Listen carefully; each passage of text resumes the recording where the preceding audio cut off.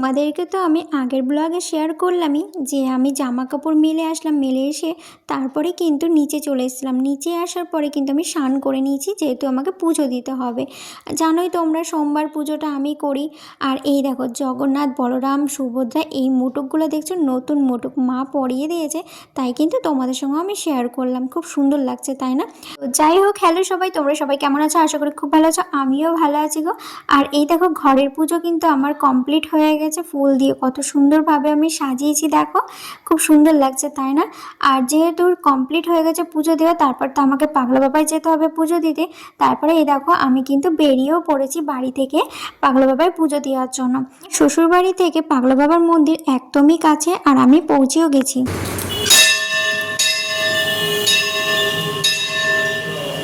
আমি যেহেতু আগের সপ্তাহে মানে আগের সোমবারে আসতে পারিনি পুজো দিতে, যেহেতু আমি মার বাড়িতে ছিলাম, তো কি বলবো, বাড়িতে পুজো দিয়েছি ঠিকই, কিন্তু এই যে মন্দিরে এসে পুজো দেওয়াটা কত যে শান্তি লাগে, ভালো লাগে, কি বলে বোঝাতে পারবো না তোমাদেরকে।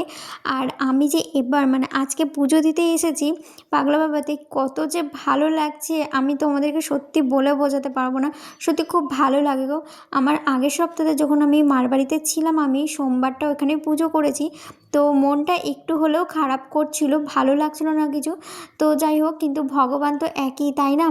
আর এই সপ্তাহে দেখো চলে এসেছি, এসে কিন্তু আমি পুজো দিতে অলরেডি শুরুও করে দিয়েছি। খুবই ভালো লাগছিলো আমার। তারপরে কিন্তু আমি যে একা ছিলাম তা না, কিন্তু আমার পেছনে কিন্তু সব দাঁড়িয়েছিল পুজো দেওয়ার জন্য। আমি যখন প্রথম পুজো দিতে যাচ্ছি তখন কিন্তু তোমরা ফার্স্টে দেখতেই পেলে একটা বাচ্চা আর একটা দাদু কিন্তু পুজো দিচ্ছিল।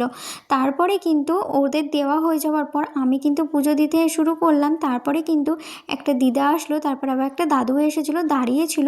আমি বলছিলাম যে তোমরা পুজো দিতে পারো, বল না তুমি দিয়ে নাও তারপরে আমি দিচ্ছি। আমি তো তোমাদেরকে এর আগে বলেছি, কেউ যদি পুজো দেয় দাঁড়িয়ে থাকে না, আমার মতো লাগে, মানে হাত পা কাঁপে, আমি খুব তাড়াহুড়া করে মানে পুজোটা দিই। আমি হলে কোনো কিছু ভুল হলো না তো এরকম মনে হয়, থাকলে ভালোভাবে পুজোটা দিতে পারি আর হাত পা কাঁপে না, মতো লাগে না। তো যাই হোক, এই দেখো আমি পুজো দিচ্ছি আর আমার ফোনের সামনে একটা দিদা মানে ঝুড়ি রেখে দিয়েছিল, তার জন্য কিন্তু ভিডিও আর করতে পারিনি। পুরো ভিডিওটাই পুরো ওই ঝুড়িতে ঢেকে গেছে, মানে সামনে ফোনের সামনে ঝুড়িটা রেখে দিয়েছিল। তারপরে দেখো পুজো কমপ্লিট হয়ে গেছে, হওয়ার পরে কিন্তু আমি যেরকম জব করি সেরকম কিন্তু আমি জব করছিলাম মন্দিরে বসে। আর কিন্তু জব করা কমপ্লিট হয়ে গেছে। তারপরে দেখো আর একটা দিদা এসেছিলো, সেই দিদাটা কিন্তু এরকম মন্দিরটাকে পুরো পরিষ্কার করে দিয়েছে। তার জন্য কিন্তু মহাদেবের মাথায় কোনো ফুল টুল কিছু দেখতে পেলে না।